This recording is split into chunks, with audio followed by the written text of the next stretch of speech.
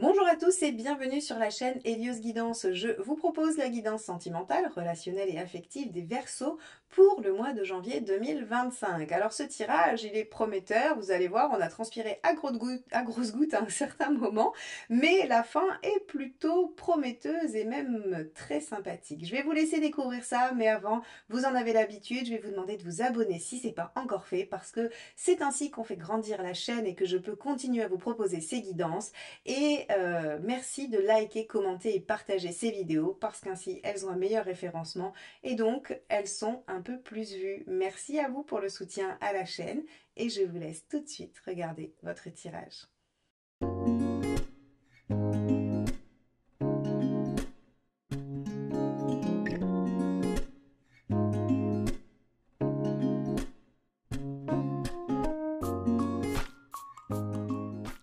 Les Verseaux, allons voir donc ce que vous réserve ce mois de janvier dans la sphère relationnelle et sentimentale. On va déjà prendre une première carte du tarot de Marseille pour voir un petit peu quel est le premier indice de ce mois de janvier et de ce qu'il pourrait se passer pour vous, les Verseaux, en ce tout début d'année 2025. Allez, on regarde ça ensemble. Hop, celle-ci, la papesse. Alors avec la papesse, vous pourriez avoir envie de réfléchir, de prendre votre temps pour essayer de comprendre ce qui se passe dans une situation, pour essayer aussi de consulter votre instinct, votre intuition.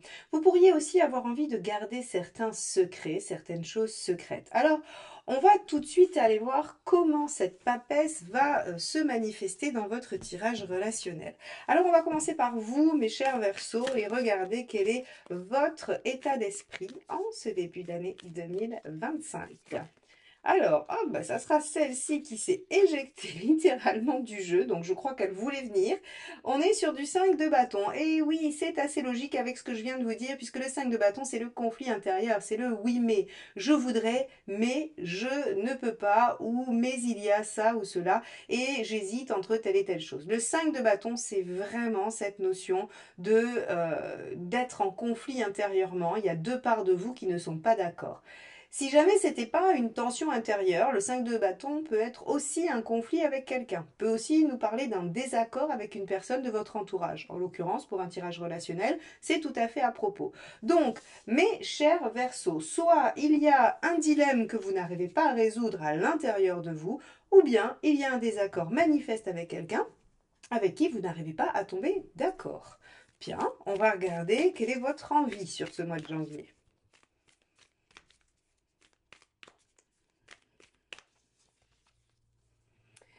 Le 5 de denier, de dépasser vos peurs. Alors, est-ce que ce désaccord, cette ambivalence intérieure, pourrait naître de certaines peurs que vous auriez à vous imposer, à dire ce que vous pensez, à faire tel ou tel choix. On peut imaginer, puisqu'avec un 5 de denier dans vos envies, il y a une réelle volonté de se positionner différemment et de laisser derrière soi certaines peurs qui, visiblement, n'ont plus lieu d'être. En tout cas, le fait que ce soit dans votre envie montre que vous êtes au courant que ces peurs doivent disparaître et ne vous sont pas utiles. Alors allons voir quelle est votre intention. Comment vous comptez vous y prendre, mes chers Verseaux. On a un 3 de denier. Alors avec le 3 de denier, c'est intéressant parce que vous avez l'intention de vous y prendre petit à petit, avec méthode et surtout en essayant à chaque fois de vous appuyer sur les résultats précédents. Le 3 de denier, moi j'aime bien dire que c'est vraiment le côté visible des efforts. C'est quand on a fait quelque chose, on voit émerger, on voit le résultat arriver sous nos yeux. Je prends toujours cet exemple de la maison, mais quand vous avez fait des plans, acheté un terrain, fait des demandes de permis de construire et que vous coulez la chape, eh bien c'est du 3 denier. Vous commencez à voir concrètement le résultat d'efforts ou d'actions passées. Donc ça, c'est très intéressant. Vous comptez vous y prendre donc petit à petit en constatant au fur et à mesure les résultats. Alors, on ne sait toujours pas de quoi on parle, mes chers Verseaux, mais en tout cas, vous êtes décidés à trancher, hein. On a quand même 2-5, donc deux cartes qui nous parlent de moments charnières, de moments où on a un point de bascule qui doit s'opérer. Soit on recule et on va sur le 4 et on reste sur des acquis qui sont pas forcément exceptionnels, mais au moins on sait où on est. Soit on bascule vers le 6, la transition, le déplacement, voilà, et là on pourrait potentiellement accéder à autre chose. Donc vous en êtes là et vous hésitez. Allez, qu'est-ce qui pourrait bloquer?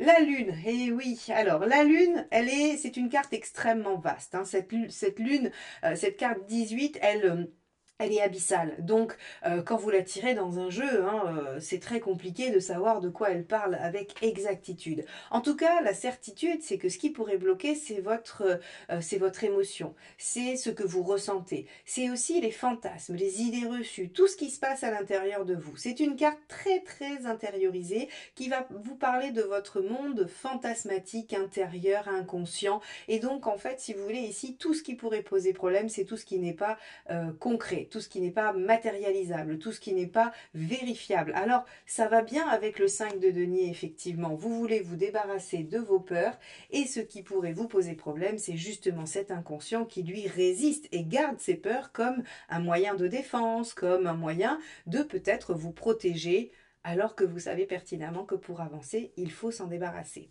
Alors attention aux variations d'humeur, attention aux illusions, attention aux fantasmes, attention à trop de cogitation. Avec une papesse et une lune, on pense trop, on est trop dans son monde. Vous savez, les gens vous dites, mais t'es là, t'es avec nous. Eh bien, ils peuvent être en lune et papesse, c'est-à-dire on est dans une réflexion, mais tournée vers un monde intérieur de ressenti et qui n'est absolument pas une réflexion intellectuelle, hein. C'est une réflexion plongée sur qu'est-ce que je ressens, comment je vis les choses, qui est totalement subjective et qui n'est pas forcément aidante dans toutes les situations.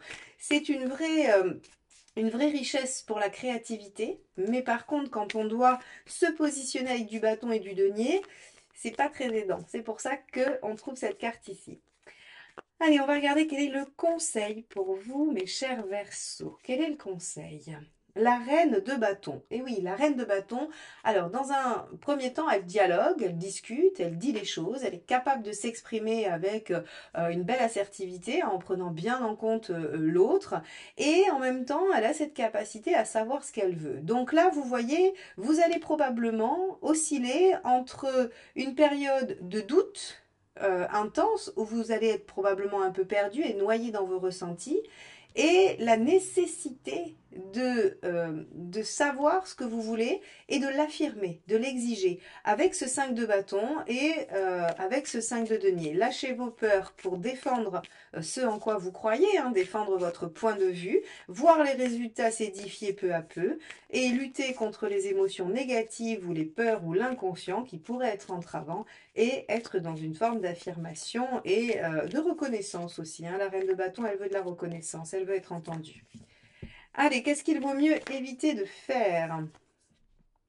Bah oui, 9 d'épée, évidemment, ça va avec la lune et la papesse, hein. Vous voyez, on a vraiment ici quelque chose de tout à fait logique. Alors, le 9 d'épée, c'est les angoisses, hein, c'est les peurs, c'est les choses qui vous font cogiter, qui vous réveillent la nuit ou qui vous empêchent de vous endormir parce que vous le tournez dans votre tête pendant voilà 2 heures et que vous faites tous les scénarios possibles. Alors ici, j'ai pas parlé de couple ou de célibataire. Je vous ai juste parlé de vous et d'un état d'esprit qui pourrait finalement s'appliquer à n'importe quelle autre situation que la situation sentimentale. Eh bien, si vous êtes en couple, on voit que, ou vous êtes engagé dans une forme de relation, hein, quel que soit son état, on voit qu'il y a aujourd'hui, sur ce début d'année, des désaccords qui sont difficiles à affronter pour vous. 5 de denier, vous avez des peurs. Et on voit que ça vient toucher probablement votre peur de ne pas être aimé. Donc on peut avoir des blessures d'abandon, de rejet, de trahison.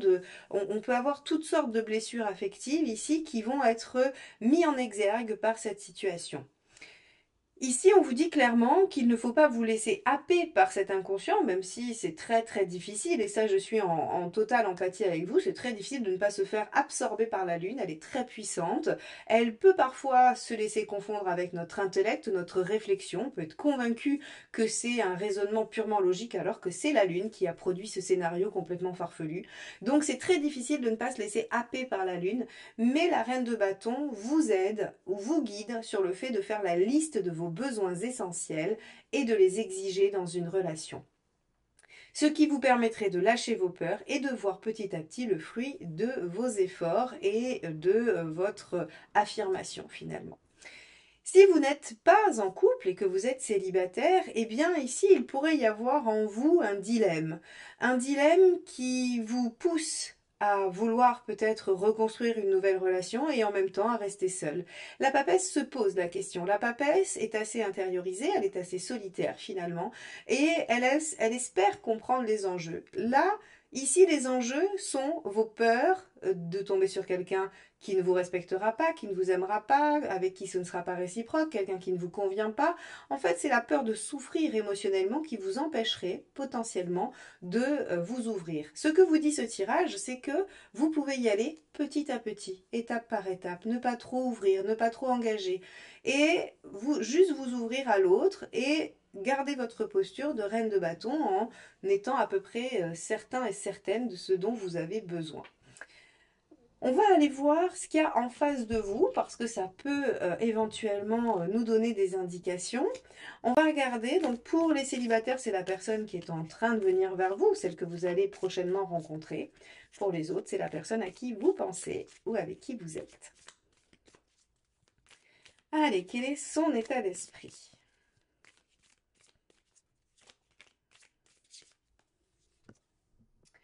7 de bâton. Alors on a là aussi en face de vous quelqu'un qui tient à défendre son territoire. 7 de bâton, je ne laisserai personne empiéter mes terres, hein, je ne laisserai personne venir marcher sur mes plates-bandes, c'est encore plus puissant que le 5. On a quelqu'un qui est vraiment convaincu de quelque chose.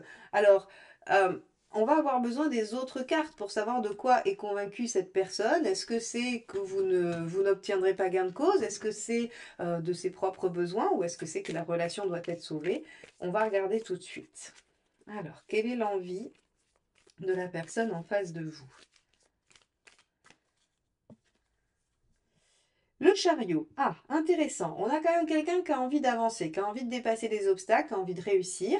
Mais encore une fois, j'émets un certain doute parce que 7 de bâton chariot, ça pourrait être quelqu'un qui est déterminé à arriver à ses fins. Ça pourrait être quelqu'un qui est déterminé à obtenir ce qu'il ou elle souhaite. Et donc, à votre détriment, c'est possible aussi. Donc, on va enfin regarder les intentions. Et si jamais ça ne nous éclaire pas sur ces deux options, bien évidemment, j'irai chercher les cartes qui nous aideront à trancher. Je ne vous laisse pas comme ça. Allez, hop là, bah celle-ci s'est éjectée du jeu, donc on va regarder ça. Le 10 de coupe. Ok, alors ça ne nous aide pas à trancher, et donc je vais continuer, parce que le 10 de coupe, c'est faire de sa vie un rêve, c'est son idéal, c'est quelque chose d'extraordinaire. Alors on pourrait imaginer qu'on a quelqu'un qui est prêt à se battre pour dépasser les obstacles et fonder avec vous quelque chose d'extraordinaire et d'épanouissant, mais on peut avoir quelqu'un qui est prêt à se battre pour obtenir tout ce qu'il veut coûte que coûte, son bonheur et sa vision du bonheur. Donc ça ne nous aide pas. Je voudrais savoir si on va avoir une lame de coopération ou plutôt d'opposition qui pourrait justifier la papesse. Allez, on y va. Donnez-nous une réponse quant à l'orientation de la personne en face des Verseaux, s'il vous plaît. Alors, on a la force. Ok. Alors, je comprends mieux. Alors, c'est pas que je comprends mieux, mais c'est qu'en tout cas, on comprend pourquoi on vous a dit ça juste avant pour vous, les Verseaux. C'est-à-dire que vous avez quelqu'un en face de vous qui tient sa posture. Et donc, c'est ce qui crée votre peur. C'est-à-dire que vous savez que si vous vous affirmez, il y a de grandes chances de perdre la relation et la personne. Hein. Et c'est pour ça qu'il y a des peurs. Alors, il y a plusieurs options, il y a plusieurs façons de penser cette situation. Bien sûr, on va aller voir les 3 autres cartes qui vont nous dire qu'est-ce qui pourrait bloquer et les 2 facilitateurs ainsi que l'issue. Mais on a déjà une première réflexion à mener.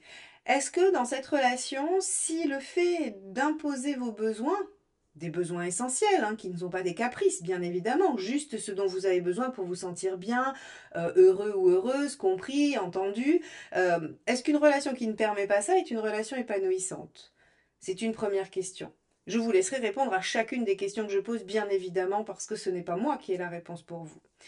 On a quand même le fait de se dire, si on demande quelque chose à l'autre, si on parle à l'autre avec honnêteté, sincérité de ce que l'on aimerait voir dans la relation et que l'autre en fait nous oppose un refus catégorique au profit de son propre bien-être, est-ce une relation épanouissante qui vaut le coup de se battre pour?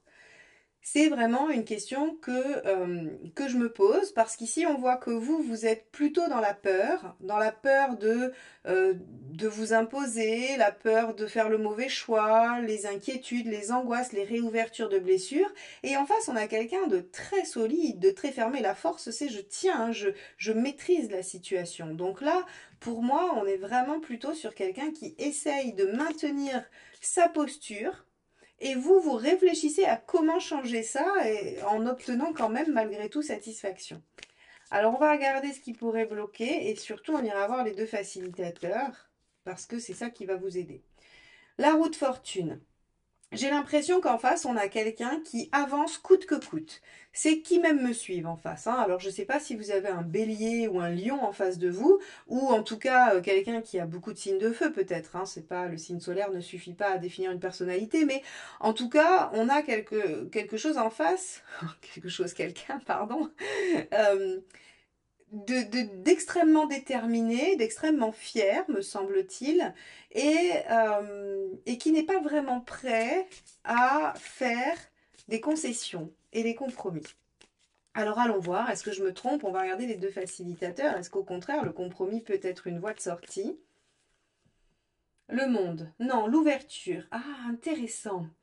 Ça, c'est intéressant. J'aime beaucoup cette approche. C'est-à-dire qu'en fait, au lieu d'être dans un combat de moi j'ai besoin de ça, oui, mais moi je ne te le donnerai pas et j'ai besoin de ça, on va être dans la notion d'ouverture. Et si tout le monde pouvait avoir ce dont il a besoin. Le monde, c'est ouvrir son esprit, être capable de faire preuve de créativité, d'inventivité. Et en fait, il y a vraiment cette notion de, bah, puisque dans cette direction ça va pas, on va ouvrir le faisceau un peu plus grand et encore et encore et encore jusqu'à ce que, en fait, finalement, tout rentre. Alors, est-ce que c'est possible? Est-ce que vos besoins sont antinomiques ou non? Est-ce que le fait que l'un soit satisfait, l'autre doit forcément abandonner quelque chose? Peut-être pas, et peut-être qu'il y a une troisième voie à trouver qui satisfait tout le monde. En tout cas, le monde vraiment vient vous signifier que la solution se trouve dans l'ouverture d'esprit, dans le fait d'intégrer des nouvelles choses à l'intérieur de votre réflexion et non pas dans un combat. Vous voyez? C'est-à-dire qu'on n'a pas quelque chose de l'ordre de l'affrontement, de l'affirmation, de l'opposition. C'est vraiment, ok, on a des besoins différents, est-ce que finalement on ne peut pas tout intégrer? Et enfin, un deuxième facilitateur, as de bâton, démarrer certaines actions, faire des expériences, essayer. Ça, c'est intéressant aussi, je trouve. En tout cas, c'est une belle façon de tenter le coup. Ici, au lieu que vous vous renfermiez les Verseaux parce que vous avez peur, et de dire, bon, bah, soit j'abandonne, je laisse, voilà, je n'essaye pas d'avoir mes petits résultats, euh, et que l'autre ait la sensation de tout prendre et de gagner, il peut y avoir des petites choses mises en place sur le principe de l'ouverture et on gagnerait finalement, on rejoindrait votre toit de denier qui veut faire les choses, votre intention de faire les choses pas à pas et petit à petit. Donc, on a quand même une issue possible, on a des voies j'allais dire, de tentative, hein, c'est pas une peine perdue. On va voir où vous en êtes à la fin du mois.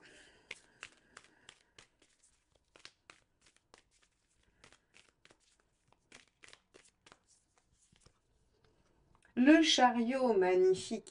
Le chariot, c'est superbe, ça veut dire que vous avancez, vous êtes sur la bonne voie, vous êtes en train de résoudre les problématiques, il y a des premières victoires qui sont faites. Je suis ravie pour vous parce que ce début de tirage, enfin cette deuxième partie de tirage, au début, je me disais, les Verseaux ont quelqu'un en face de très très dur, ou en tout cas de très déterminé à s'imposer. Vous, plus conciliant peut-être, plus doux, voilà, plus dans l'acceptation, ben, vous aviez du mal à vous affirmer. Or là, on voit que par le principe de l'ouverture, qui est aussi quelque chose que vous savez très bien faire, eh bien, on arrive à dépasser certains obstacles. Le chariot est une très belle carte, de victoire à entretenir, mais de victoire quand même. Allons voir la deuxième. Hop là. Bon, vous en aurez deux qui ont sauté, vous les avez vus arriver, atterrir sur le jeu. Donc, on a le magicien, donc deux arcades majeures, le magicien et 13, hein, la mort dans ce jeu.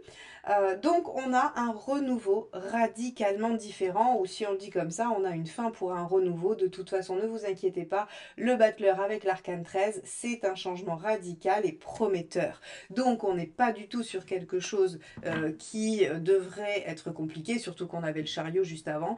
Vous avez trois arcades majeures en résultat de votre tirage, mes chers Verseaux, ça devrait vous encourager à vraiment suivre les conseils de cette guidance parce que vraiment, le chariot, l'arcane 13 et le magicien, c'est un beau début d'année vraiment très prometteur. Voilà pour vous, mes chers Verseaux. Merci infiniment de m'avoir écouté jusque-là. Je vous souhaite beaucoup de courage et un beau résultat pour ce mois de janvier. À très bientôt pour de nouvelles guidances. Bye bye.